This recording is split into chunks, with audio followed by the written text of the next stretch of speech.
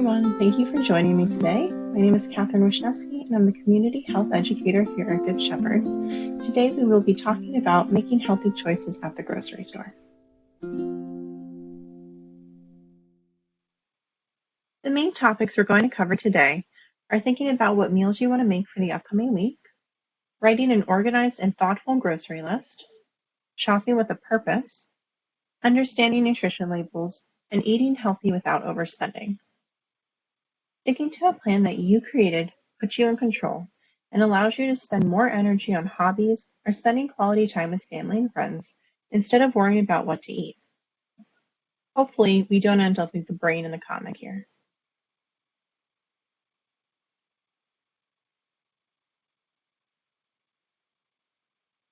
It's a lot of information to cover, and people will have different levels of knowledge around the topic.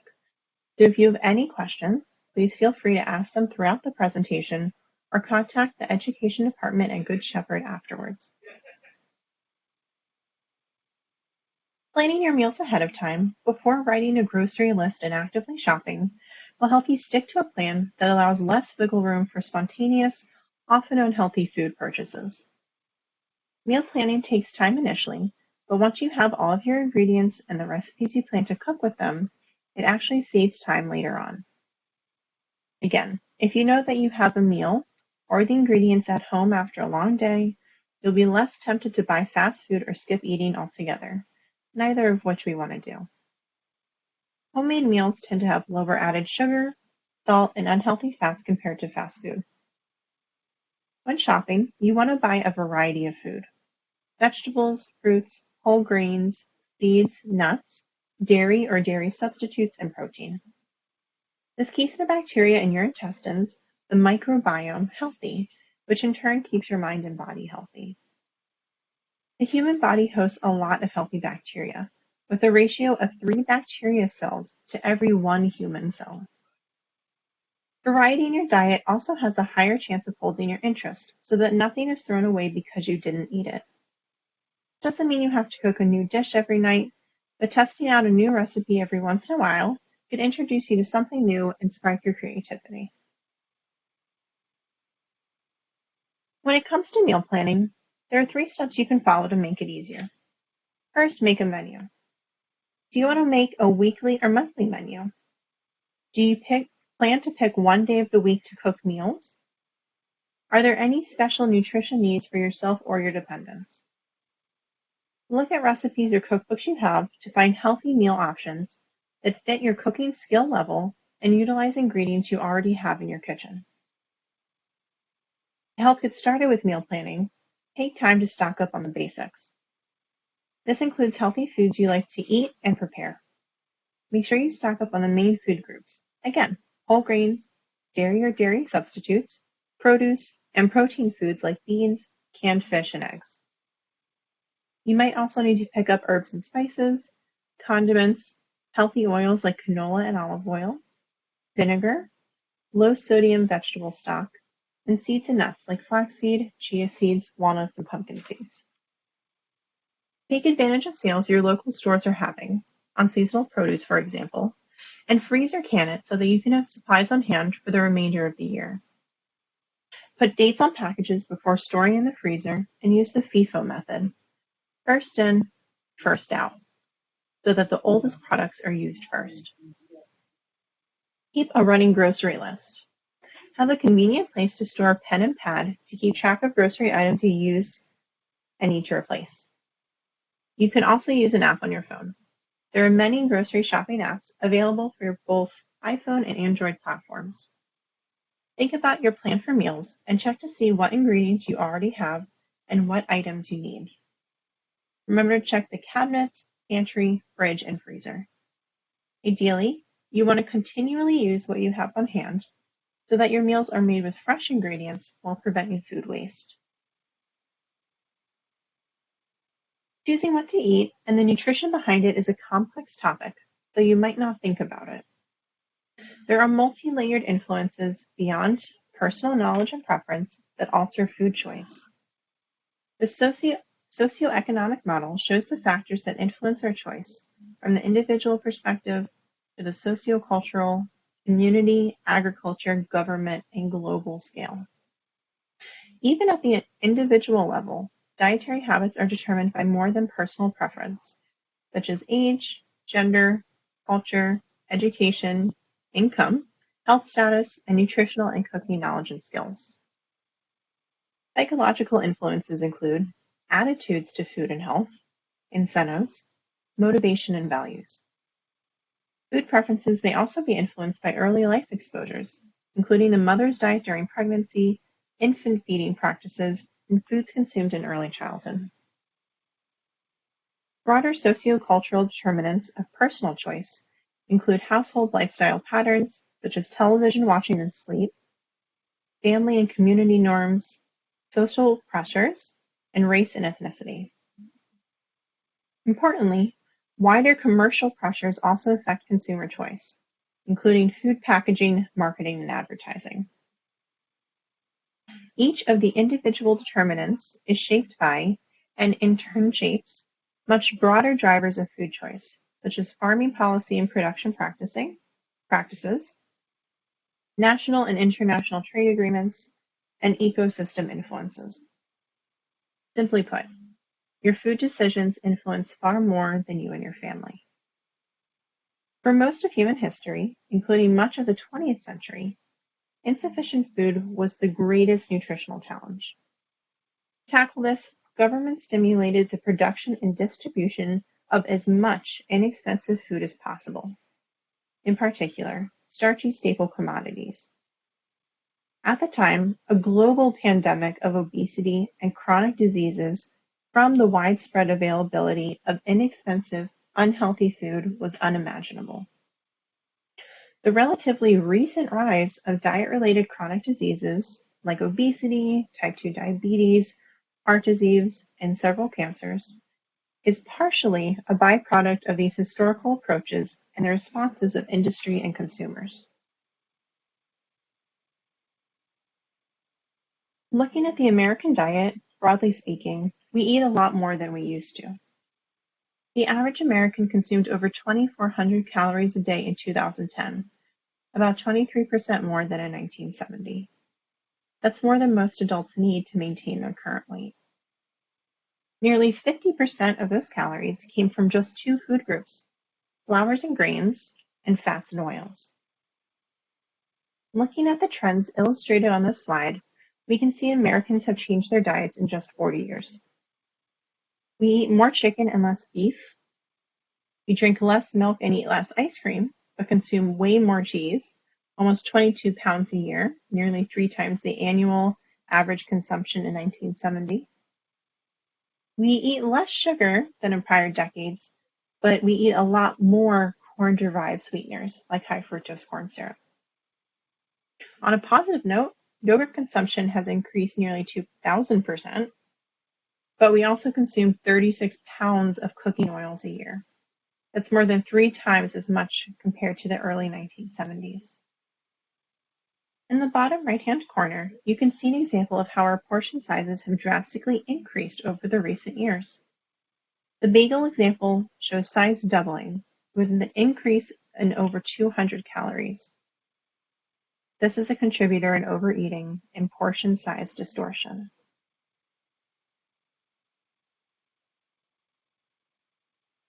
When it comes to eating healthy, portion size is crucial. If we look at this chart, we can see the serving size per food group, going down line by line. A serving size of pasta and rice is half a cup, about the size of a tennis ball or your cupped hand. Fresh vegetables, serving size is 1 cup, about the size of a baseball. Cooked vegetables is a half a cup, about the size of your cupped hand. Serving size of meat, poultry, and fish is 3 ounces, which is about the size of a deck of cards or just the palm of your hand, not the entire hand. A serving size for milk and other beverages is 1 cup, about the size of your fist. Salad dressing is a tablespoon, about the size of your thumb. And a serving size of oil is 1 teaspoon, about the size of your thumb tip. Measure foods often to get an idea of what the serving sizes look like. It becomes easier to pick the appropriate amount as you grow more accustomed to seeing it. While serving sizes are a valuable tool, it's important to listen to your body while eating. If you're still hungry after eating one serving and waiting a bit, that likely means that you need more food. If you're full on less than one serving, that's okay too. Waiting many hours between meals means that there's more of a chance that you'll overeat later on. To refrain from overeating, try consuming small meals at frequent intervals throughout the day, as opposed to eating 2 or 3 large meals. Eat until you are satisfied, not until you feel stuffed. Eating slowly and savoring your food allows you to both enjoy what you eat and have time to realize that you are full before you get too full. It takes your brain about 20 minutes to realize that you're satiated. Your stomach is a muscle about the size of your fist, but it expands if you eat excessive amounts of food at one sitting. Eating smaller meals will diminish the size of your appetite over time so that you will feel satisfied with smaller amounts of food. Research has shown that it can take as many as 15 to 20 meals to reset the muscle memory of the stomach to get used to less food.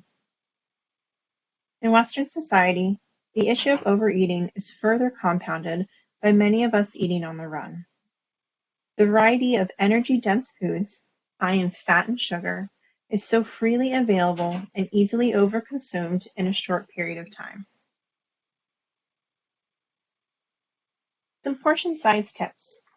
Read the label. The nutrition facts label can help you identify the appropriate serving size. Eat from a plate. It's easy to eat way more than one serving when you're eating straight from the bag or box. Portion out your food first and put the container away before you start munching to keep your portion size in check. Use your plate as a portion guide. Following the MyPlate guidelines that we'll cover later on, you want to have about half of a plate of produce, a quarter of a plate of protein, and a quarter of a plate whole grains, with a tablespoon or less of fats. Furthermore, simply using smaller dishes or glasses can reduce the amount of food or beverage you consume. People tend to feel just as satisfied following this trick.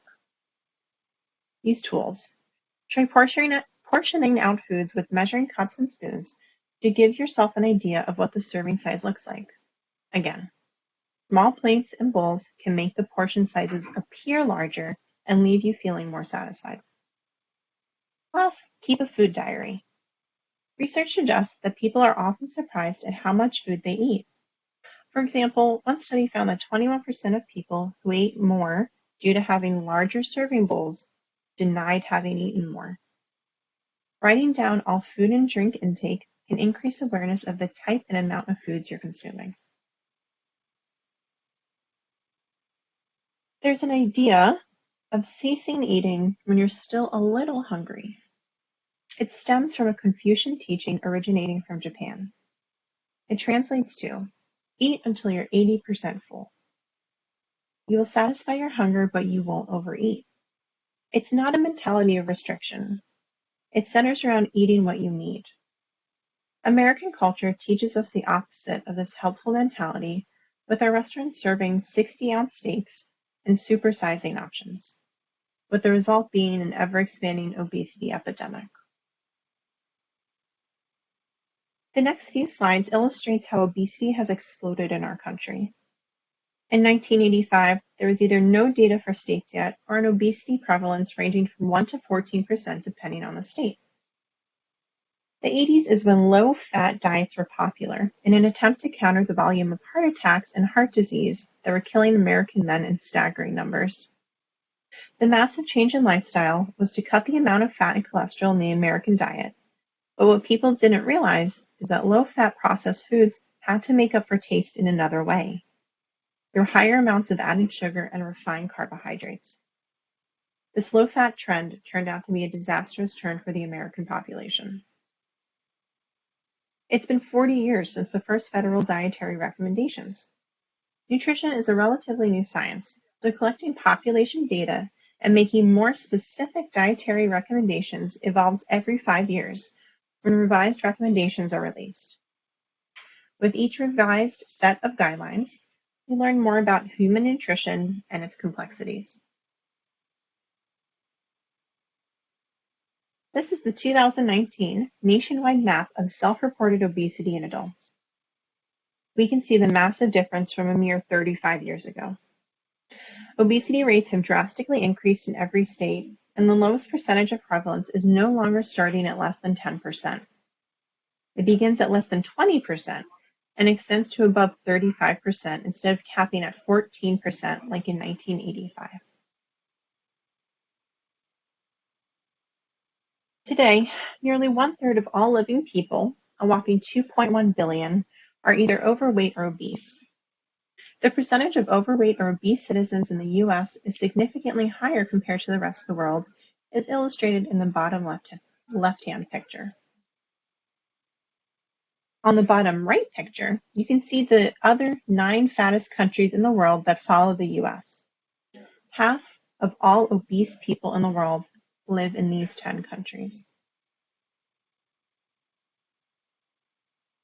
Researchers attribute the ballooning in overweight and obesity levels to increased calorie consumption, decreased exercise, and potential changes to the gut's microbiome, the bacteria, which might be due to globalization and many cultures eating processed, simple carbohydrates. Perhaps most frighteningly, the study shows that being overweight or obese caused 3.4 million deaths worldwide in 2010. In comparison, 7.4 million people died of coronary heart disease, the leading cause of death according to the WHO.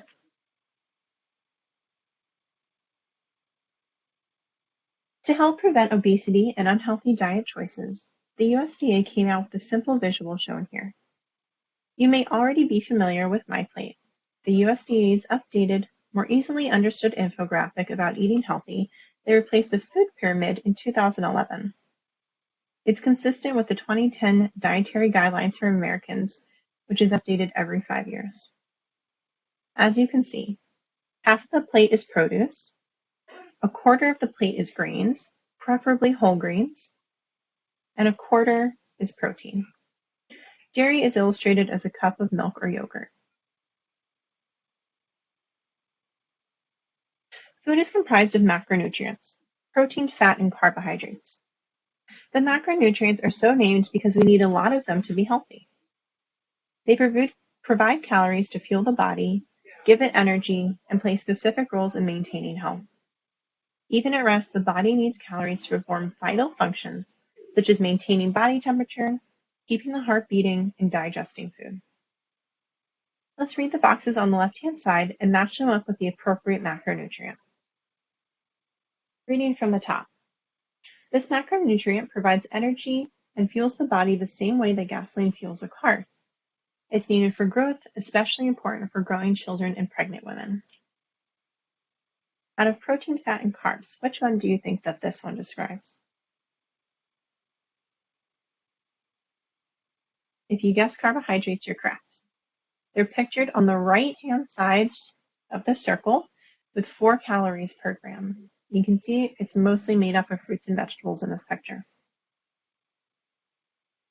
The second box. This macronutrient provides the body with amino acids, which are the building blocks that are needed for growth, development, and repair and maintenance of body tissues. This macronutrient provides structure to muscle and bone, repairs tissue when damaged, and helps immune cells fight inflammation and infection. Which macronutrient do you think this is?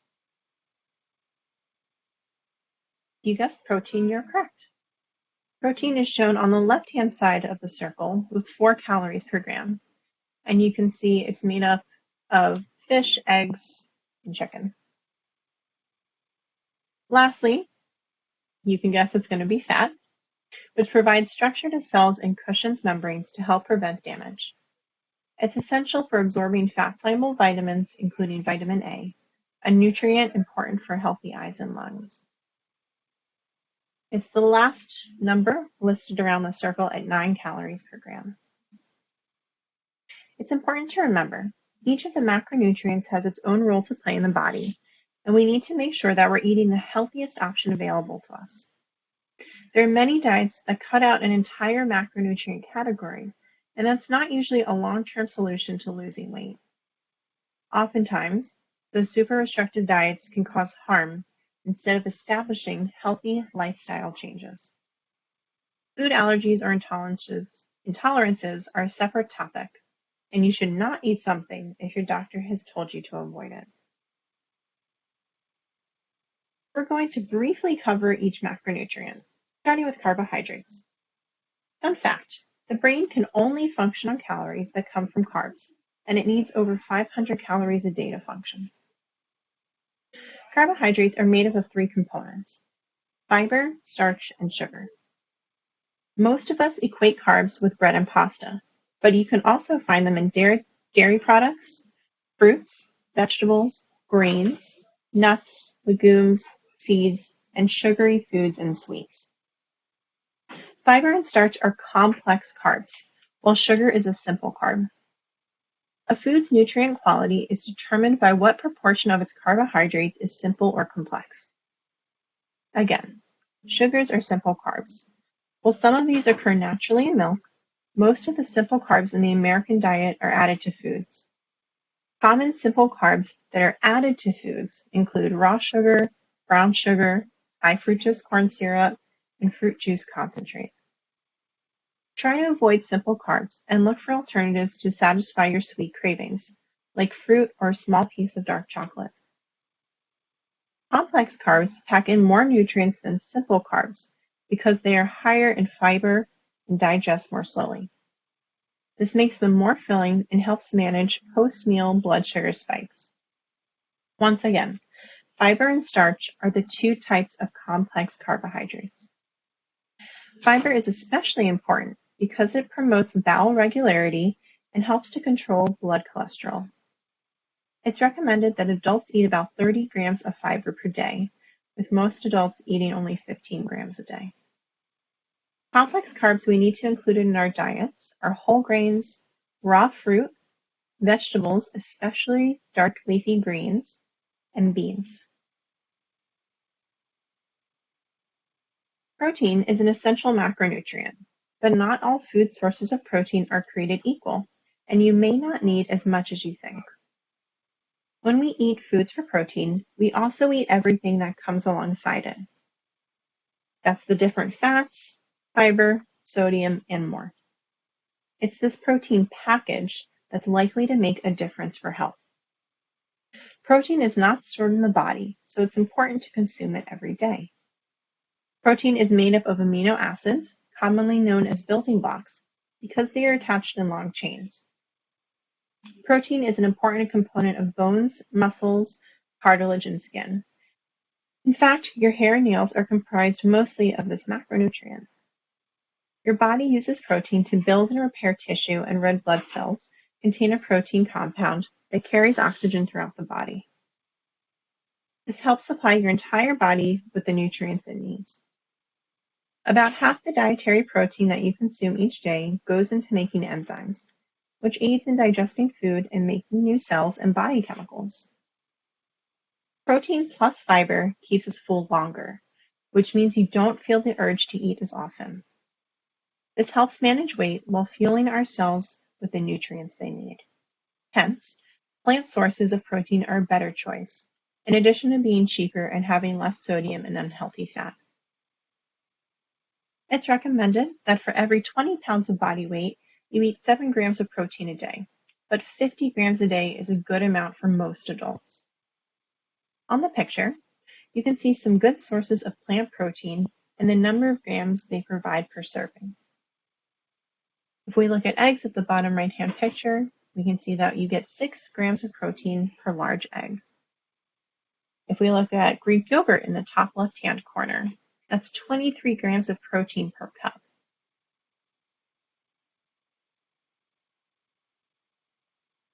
This scorecard is from the World Resources Institute and shows some foods' differing impact on the environment. Just as different foods can have different impacts on human health, they also have disproportionate impacts on our environment. Agriculture is a major contributor of greenhouse gas emissions globally, and the accumulation is driving climate change at a rate never seen before in human history. However, not all foods have an equal impact. Production of animal-based foods tend to have higher greenhouse gas emissions, than producing plant-based foods. Dairy, and especially red meat, particularly beef, lamb, and goat, stand out for their more harmful impact. You can see them at the bottom. In the US alone, beef accounts for 36% of all food-related greenhouse gas emissions. Beyond emissions, it's also important to note that food production places an enormous demand on our natural resources, as agriculture is a major contributor to deforestation, species extinction, and freshwater depletion and contamination. Our food choices have global impacts. The last macronutrient, fat. When it comes to fat, most people think that they need to eliminate it from their diet totally, but this is not true. In fact, some fats actually help promote good health, but it's best to choose the healthier types of dietary fat and enjoy them as part of a balanced diet. If attempting to remove fat from your diet, you may wind up eating too many processed foods that are marketed as low-fat or fat-free, rather than choosing healthier and naturally lower fat foods, such as fruits, vegetables, legumes, and whole grains. Remember, this was the fad in the 1980s that jump-started America's obesity epidemic. There are numerous types of fats. Your body makes its own fat from taking in excess calories, and there is fat in some foods you eat. These are called dietary fats. Dietary fat is a macronutrient that provides energy for your body. It also helps with nutrient absorption and brain and nerve function. Some vitamins, for example, must have fat to dissolve so that they can be used by your body. Some unsaturated fatty acids are essential nutrients. This means that we need to get them from food because our body cannot make them. Fats and oils also add flavor and texture to foods and make you feel fuller longer. But some types of dietary fat are thought to play a role in heart disease. Fats are high in calories, so you need to balance your fat intake against the other foods you eat so that you don't take in more calories than you need. There are two types of unhealthy fats, saturated and trans fat. Saturated fat comes mainly from animal sources of food, such as red meat, poultry, and full-fat dairy products. Saturated fats impact cholesterol levels, which may increase your risk of heart disease. Trans fat occurs naturally in some foods in small amounts, but most trans fats are made from oils through a food processing method called partial hydrogenation. These partially hydrogenated trans fats can increase total blood cholesterol, LDL cholesterol, and triglyceride levels while lowering HDL cholesterol. Simply, they're raising bad cholesterol and decreasing good cholesterol. This can increase your risk of heart disease. Most fats that have a high percentage of saturated or trans fats are solid at room temperature. Because of this, they're typically referred to as solid fats. They include beef fat, pork fat, butter, coconut oil, shortening, and stick margarine. The healthy types of fats are unsaturated fats and are monounsaturated, polyunsaturated, and omega-3 fatty acids. Monounsaturated fats are found in a variety of foods and oils. Polyunsaturated fats are found mostly in plant-based foods and oils. Studies show that eating foods rich in mono and polyunsaturated fats improve blood cholesterol levels, which can decrease your risk of heart disease and may also help decrease your risk of type 2 diabetes. Omega-3 fatty acids is a type of polyunsaturated fat that may be especially beneficial for heart health. Omega-3, found in some types of fatty fish, appears to decrease the risk of coronary artery disease. There are also plant sources of omega-3s. Foods made mostly of monounsaturated and polyunsaturated fats are liquid at room temperature, such as canola and olive oil. Fish high in omega-3 fatty acids include salmon, tuna, trout, mackerel, sardines, and herring. Plant sources of omega-3 include flaxseed, canola and flaxseed oil, and nuts and other seeds, like walnuts and chia seeds. Try to replace the saturated fats in your diet with sources of unsaturated fats. Food also supplies micronutrients, that's comprised of vitamins, minerals, and phytochemicals that don't provide calories, but serve a variety of critical functions to ensure the body operates optimally. There are fat-soluble vitamins, A, D, E, and K, and water-soluble vitamins, which is made up of the B vitamins and vitamin C. The minerals that matter in the human body help absorb vitamins and also have separate roles on their own, like maintaining water balance or helping cells perform functions properly. Some minerals are calcium, iron, sodium, potassium, and zinc. Lastly, though it is neither a macro nor a micronutrient, water is very important. The human body is 80% water, and it's important to drink pure water daily, not soda, coffee, or energy drinks. Water has many roles, like helping with digestion, preventing constipation, and keeping our skin healthy. Having a well-planned grocery list gets you in and out of the store quickly and helps you stick to your meal plans that you've created. Organize your list by aisle and pick the healthiest foods from each aisle that fit your budget and needs. It saves time in running back and forth to the store for missing ingredients and helps save money because you won't go wandering through the store and purchasing impulse products that you don't need.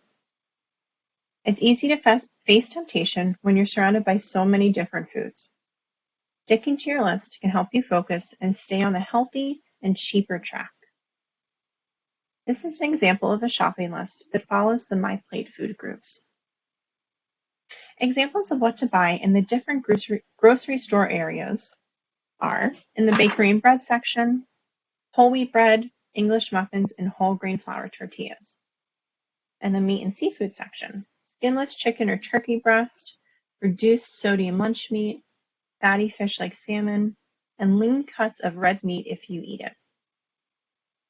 Under pasta and rice aisles, brown rice, whole grain or whole wheat pasta, dried lentil and dried beans. When buying oils and sauces, look for low sodium or sugar-free varieties.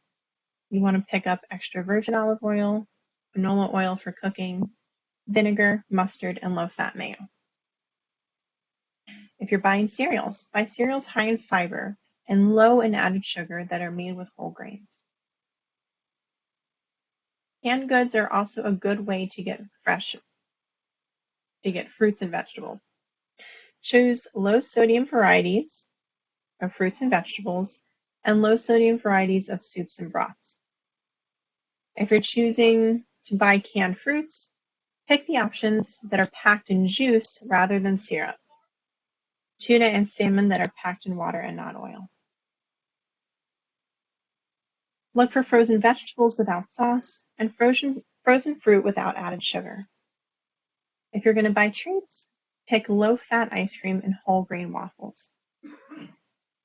When looking at snacks and crackers, choose whole grain crackers, dried fruit like apricots and cranberries, unsalted, roasted, or raw nuts, seeds like sunflower and pumpkin, peanut and almond butter, and then dark chocolate. In the dairy section, choose skim and low-fat milk or soy milk, fat-free or low-fat yogurt and cheese, eggs, firm tofu, butter or spread without hydrogenated oils. If you like whole-fat cheeses and butter, you don't have to deprive yourself, just use smaller portions. Also, don't buy pre-sweetened or flavored yogurts, which can be very high in sugar and calories. Instead, buy plain yogurt and add your own flavor with a tablespoon of fresh fruit or jam. In the produce section, look for a large variety of colorful fruits and vegetables. Buy fruits and vegetables that are in season and locally grown. They taste better and cost less. Pre-cut fruits and vegetables save you prep time, but often cost more money. When it comes to beverages, choose unsweetened green teas and flavored teas, calcium fortified orange juice, and sparkling water. If you buy juice, make sure it's 100% fruit juice and not a juice drink or something ending in ADE, like Gatorade, for example.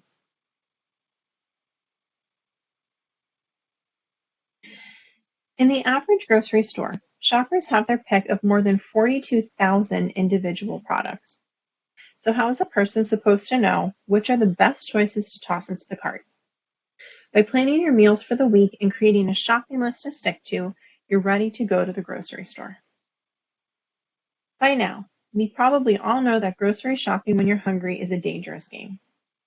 Many studies have shown that grocery shopping when you're hungry or have gone several hours without eating will lead to making poor food choices. Have a snack before heading out, wear comfy shoes, and allow ample time to shop. Shopping the perimeter of the store allows easy access to fresh, healthy foods like produce, dairy, whole grains, and fish. Avoid the center aisles where junk foods hide. Spend the most time in the produce section, the first area you encounter in most grocery stores and usually the largest. Again, choose a rainbow of colorful fruits and vegetables. The colors reflect the different vitamin, mineral, and phytonutrient content of each fruit or vegetable. Grocery stores are in business to sell you food, lots of food. Many of the tempting foods or foods to avoid are displayed prominently in the front of the store. Commit to only buying the foods on your list. Doing so will give you a feeling of empowerment as well as ensuring that healthy foods end up in your cupboards. Don't get caught in the trap of buying treats for the rest of your family or those who live with you. If it's not healthy for you, it's not healthy for them. When fresh produce is simply too expensive, try the frozen or canned version with no added salt or sugar. Research suggests that canned or frozen vegetables are just as good, and in some cases even better than fresh. If you're concerned about sodium, try rinsing canned vegetables before heating. Convenience is often worth the extra cost, especially when you're trying to control portion sizes. When you are in a hurry or hungry, washed and prepared produce are easy, healthy foods to reach for instead of high-calorie foods such as crackers or chips. Examples of convenience foods to have on hand are fresh fruit, bagged salad greens, individually frozen fish fillets, whole grains like 90-second brown rice, yogurt, frozen vegetables, canned beans, low-sodium canned tomatoes, unsalted nuts, and pre-portioned bags of instant oatmeal. Plant-based proteins like dried beans, lentils, nuts, seeds, and whole grains are inexpensive and extremely healthy protein options. Consider switching out some animal proteins for plant-based proteins to gain the health benefits. When thinking about buying in bulk, do you consume a lot of a certain food or do you have a big family? Buying in bulk can save you money, especially if you're buying what's on sale or purchase from a local farmer, since those prices are usually cheaper. When buying packaged foods, be sure to choose the healthiest option by reading the food labels. Choose products that are lower in fats, carbs, sodium, and calories, and high in vitamins, minerals, and fiber. Choose foods with as few additives as possible. It may take some time before you're comfortable scanning food labels and picking out what you're interested in gleaning, but reading your food labels will help you make wise and healthy consumer choices. Pay attention to the specific ingredients, calories, serving size, levels of added sugar and sodium, and saturated and unsaturated. We'll go over how to read food labels in a few moments. Lastly, remember to bring coupons or shop at certain stores when they're having sales on foods you plan on purchasing. Buying the deals are not only a great way to save money, but they're a great way to plan your meals. Many people base their meal plans on deals at their local grocery store. For example, if chicken breasts are on sale one week, you can purchase chicken breasts to freeze for future use or for recipes you're making later on in the week. This slide shows a typical layout for most grocery stores and gives a walking recommendation on how to go through the whole store in an organized fashion. You can see it starts in the bottom left-hand corner where it says Start Here.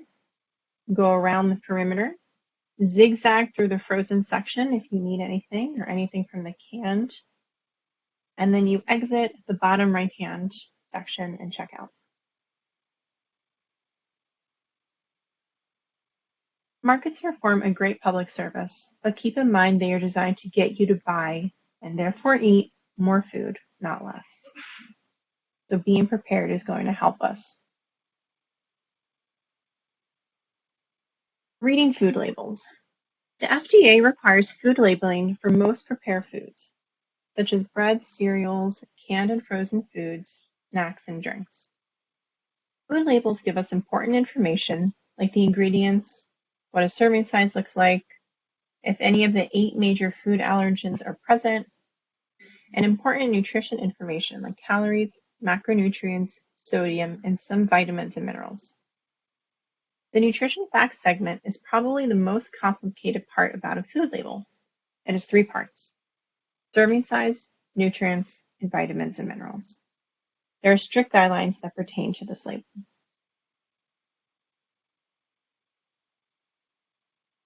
We want to make sure that we're reading food nutrition labels, even for so-called healthier foods. Ingredients and nutrient content can vary a lot by brand and preparation. When there's more than one choice, compare labels. Choose the item with the lowest amounts of sodium, saturated fat, trans fat, and added sugars.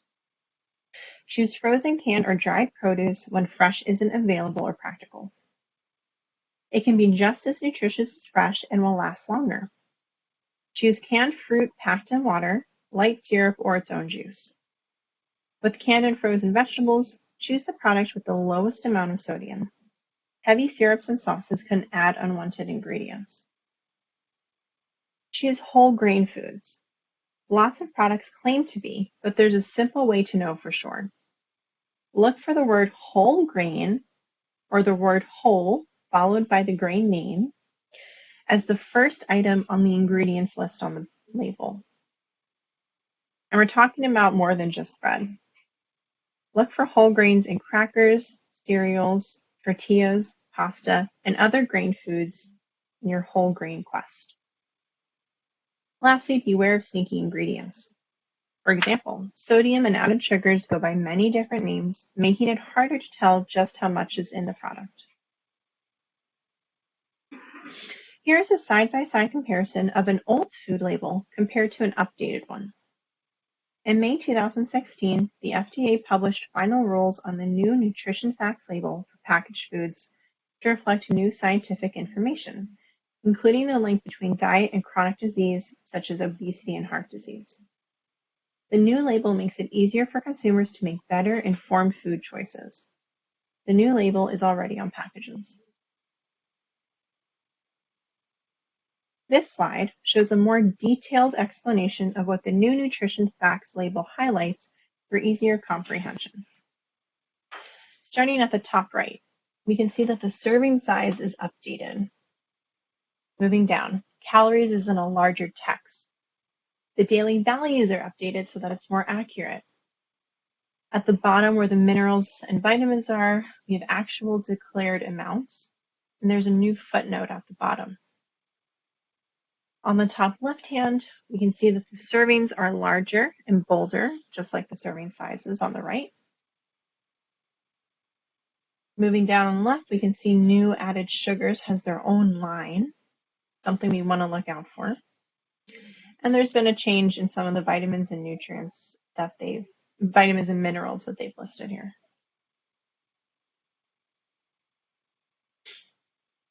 Talking about added sugar. The average American gets 270 calories of added sugars a day. That's about 17 teaspoons of sugar, meaning it's 5 teaspoons over the recommended maximum daily amount. Added sugar offers no added health benefits, and it's referred to as empty calories. Just like it sounds, added sugars aren't found naturally in foods. They're added. Added sugars hide in foods that you might not expect, including yogurt, condiments, cereals, baked goods, and obviously sugar that you add yourself, like a teaspoon of sugar in your coffee. Some foods have sugar naturally, like fruits, vegetables, and milk. The sugars in these foods are not added sugar. Remember, sugar is a type of carbohydrate, and there are simple and complex carbs present in foods. Look for added sugars in the ingredient list. The higher up added sugars are on the list, the more added sugar is in the product. Added sugars go by a lot of different names, like brown sugar, corn sweetener, corn syrup, glucose, high fructose corn syrup, and invert sugar. Eating and drinking too many foods and beverages with added sugars makes it difficult to achieve a healthy eating pattern without taking in too many calories. Artificial sweeteners, like saccharin, aspartame, and sucralose, can help you cut down on calories, but they may not be a good way to manage your weight in the long run. These are some examples of how much added sugar is in popular products. Looking at ketchup in the top left hand, we can see that there's 12 calories of added sugars in 1 tablespoon. Right underneath it, in a cup of flavored cereal, there's 48 calories of added sugars. Again, the daily max recommendation is 200 calories or 12 teaspoons, quite a difference. Most of these products listed, people don't measure out, so we're taking in a lot more added sugar than we might think. Using a budget. Food is one of the largest budget items for just about everyone. First, ask yourself whether or not you're even tracking your grocery spending. If you're not, it's time to start. Nothing else really matters until you start tracking the spending category to a pretty good level of detail. Write down the date, store, and how much you spent each time you buy groceries. Next, start paying attention to what various items cost. Look at unit prices. There are usually labels for each product that break down the cost per ounce or cost per pound. There is an example of this on the slide. The right image shows a comparison of foods. On the right-hand picture, we have a 6-ounce low-fat yogurt for 72 cents, and right next to it, we have a 32-ounce low-fat yogurt for $1.62. You can see in the pink boxes within each of their white boxes, there's a unit price. The left-hand picture, 6-ounce low-fat yogurt, has a unit price of 12 cents per ounce, where the 32-ounce low-fat yogurt has a unit price of 5 cents per ounce. Choosing the bigger option might be more money up front, but it's actually cheaper based on cost and weight. Getting a good understanding for what various things cost will be important as you better learn how to grocery shop on a budget. Like we've already talked about, get used to planning meals and let your grocery spending be dictated by such plans. So many people go into the grocery store without a plan and easily end up spending several $100s. Make a plan and stick to it when you're actually in the store. Lastly, you'll need to figure out a few specific things to you and your family. What kind of foods do your children not mind eating as leftovers? What types of meat do you want to eat regularly? Are you okay with only eating meat once a week, twice a week, etc.? Some last points about shopping on a budget. First, a question to think about. What's the purpose of eating? It might seem simple, but it's to provide calories. And this is a useful part of grocery budget planning that we should keep in mind. The goal here is to allocate a larger percentage of our budget towards items that provide a good amount of nutritious calories per dollar spent. We might consider this how efficient our grocery spending is. We want to keep in mind the prices of many foods will differ from store to store, so you want to do some research to see what stores have the best prices for items you want. While the idea of buying some items at one store and another item at other stores might seem hectic, it can be done through planning. Many people leverage Costco for some items and leave other items like fresh produce to other grocery stores. Attempting to hit 2 or 3 grocery stores on a weekly basis is not likely a sustainable process. So our goal here is to organize parts of our grocery list and divide it into weekly, semi-weekly, and monthly food runs. For instance, what if we visit Costco only once a month and have a specific set of items we purchase there? Another strategy for maximizing your grocery spending is to build your budget around current sales and coupons. There are a myriad of resources available online where you can get notified of sales and coupons. There are so many tips for shopping on a budget online, but some takeaways that stood out to me were: limit eating meat to once or twice a week. Meat costs more. When buying meat, stick to sales. If you find a good sale, buy a lot and freeze it when whatever you don't need immediately. Don't drink alcohol or limit it. Alcohol purchases dramatically increase your grocery costs. Get better at avoiding food waste. It's amazing at how much food we buy and prepare and then throw out. This can be especially common for families with children. Monitor the eating habits and adjust quantities as necessary. Utilize grocery store pickup or delivery options. The latest offerings in this space can do wonders for your budget. If you send a specific list to a grocery store and schedule pickup, there's no risk of buying random items. The idea of sticking to your list is accomplished for you, and you can leverage these services to watch your grocery spending decrease. This is also a good option to be safer during COVID. This may seem like a lot, but this handy chart shows the average cost of food per edible cup, or 100 calories. If you look at fruit all the way to the left, you'll see that raspberries at the top tend to be the most expensive, with apples, bananas, and watermelon at the bottom averaging to be the best bargain. If we compare beans and tofu on the bottom right, we can see that they are a fraction of the cost compared to fish and meat prices. Take a few moments to read through the columns and see where your favorite products fall.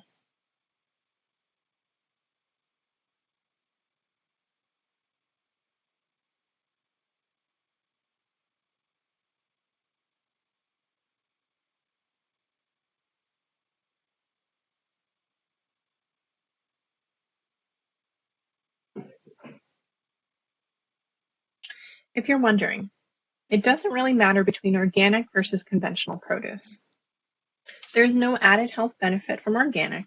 It just means that less pesticides are included in the product and it comes with a higher price tag. It's better to get the nutrition from food than worry about the minimal amount of pesticides you'd be consuming. But be sure to properly clean your produce before eating. There are two annual lists that are put out, featured on this slide: the Dirty Dozen and the Clean 15. Both are trademarks that describe popular fruits and vegetables that have the lowest amount of pesticide residue. Environmental Working Group, EWG, is a nonprofit that has been publishing these guides since 2004. They're updated every year and ranks the pesticide contamination of 47 popular fruits and vegetables. The guide is based on test results done by the Department of Agriculture and the FDA of more than 43,000 samples of produce. Again, I wouldn't focus on cutting out any of the foods on the Dirty Dozen list, but if organic produce is important to you, you may choose to pay more for these foods over the conventional alternatives. If you're able to support local farmers and businesses when buying any of these foods, even better. Local farmers may actually be able to grow organic produce more easily compared to large companies that you'd see in a grocery store.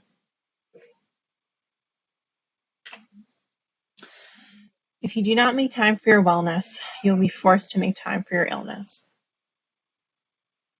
Making healthy choices in the grocery store is only the tip of the iceberg when it comes to healthy eating. It may not seem important, but when we're choosing a snack from the vending machine or picking out produce at the store, each individual choice impacts our personal nutrition, our family's health, the health of the environment, and ultimately global decisions around agriculture. Remember to eat the 3 macronutrients every day: carbohydrates, protein, and fat, as well as water, minerals, and vitamins. An easy way to make sure your diet is well-rounded without breaking the bank is: start meal planning, write your grocery list ahead of time, understand the layout of the store and navigate it wisely, read food labels, and stick to a budget by buying on-sale items or bulk items and storing them properly. Thank you for listening and participating. If there are any questions or thoughts that you want to share, please reach out to the Education Department, 541-667-3509.